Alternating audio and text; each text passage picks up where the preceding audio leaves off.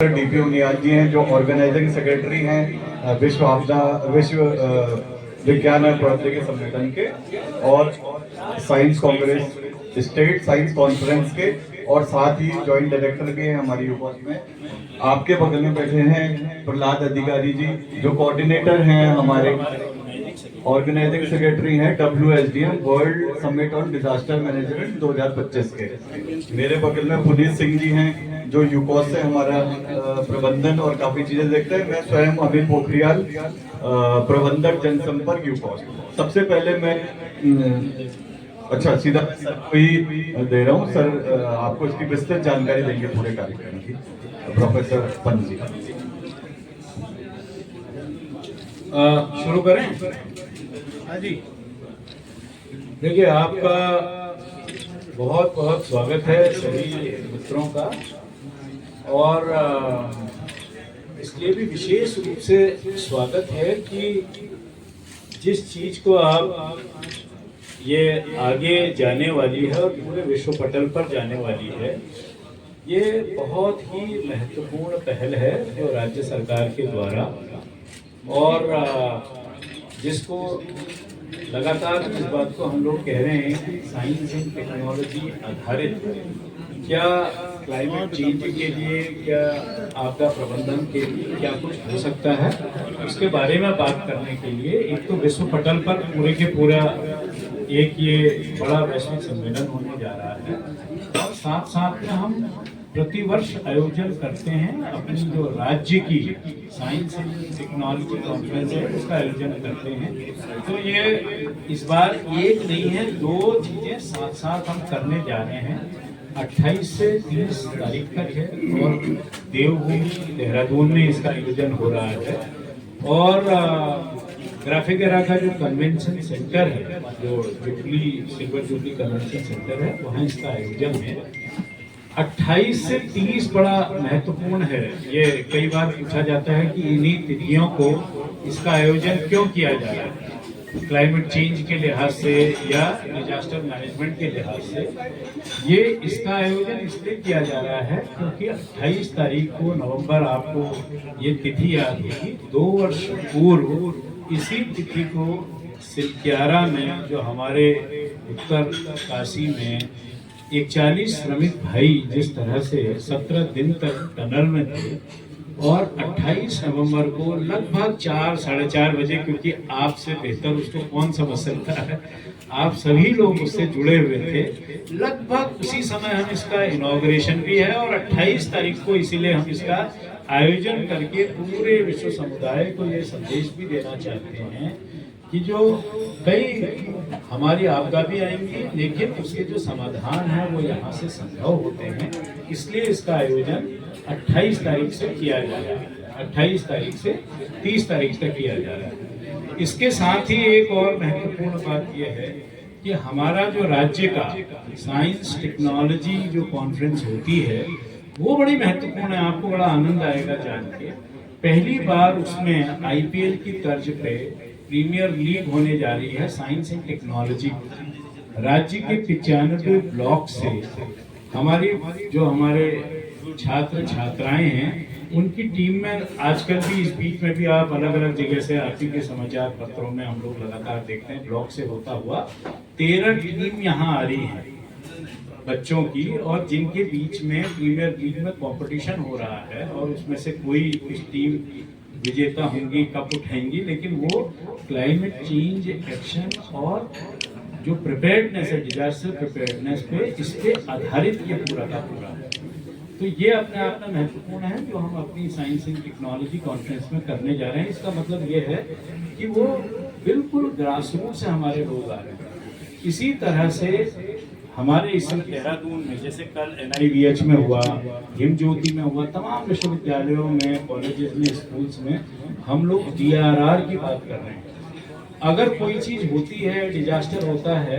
हम लोग ये मानते हैं कि वैज्ञानिक दृष्टिकोण से डिजास्टर्स कहीं भौगोलिक दूरियां या भूगोल को नहीं देखती हैं। अगर इथियोपिया में कहीं पर इस समय हमारा जो अभी हमारा इरप्ट हुआ, ज्वालामुखी जो इरप्ट हुआ है, अभी 2-3 दिन पहले आपने देखा कि दिल्ली का वायुमंडल भी इससे अफेक्टेड है, इम्पैक्टेड है। तो ये बाउंड्रीज नहीं देखनी है। अगर कहीं पर अफगानिस्तान में अगर क्वेक आ रहा है तो पूरा का पूरा हिमालय क्षेत्र प्रभावित होता है। तो ये जियोग्राफीज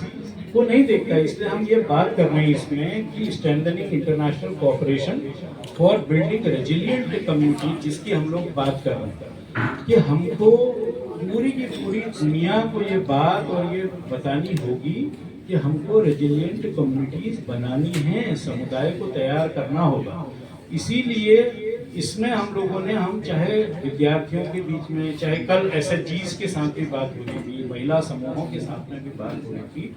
तो आशय ये है कि टॉप डाउन तो रही, दुनिया के इसमें राजनयिक भी आ रहे हैं, एम्बेसडर, और ये बड़ा स्वस्फूर्त है, स्वयं आ रहे हैं। हम लोगों के पास कौंसिल इसको कर रही है, तो कौंसिल के पास अपने बहुत संसाधन उस तरह के नहीं होते हैं, लेकिन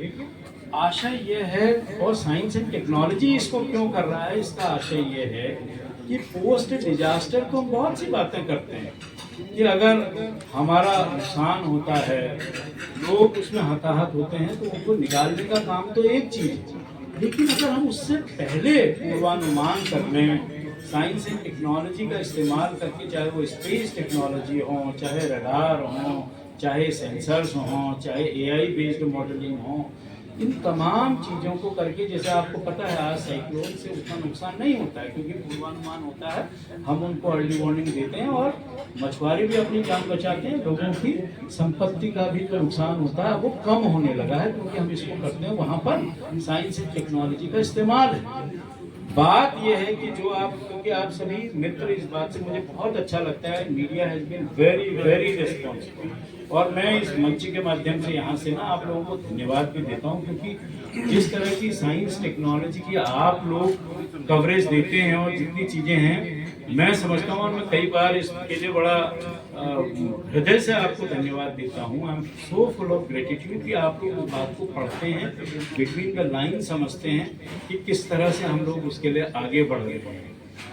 सिलक्यारा से होता हुआ पूरा का पूरा हम हिमालयी क्षेत्र में इसलिए कर रहे हैं, जैसा मैंने कहा, लगभग हिमालयी राज्यों के लिए इसमें एक बड़ा महत्वपूर्ण सेशन है कि हिमालयी राज्यों के लिए जो जिस हम कॉरिडोर की बात कर रहे हैं कि क्या अरुणाचल है, क्या कश्मीर है, क्या उत्तराखंड है,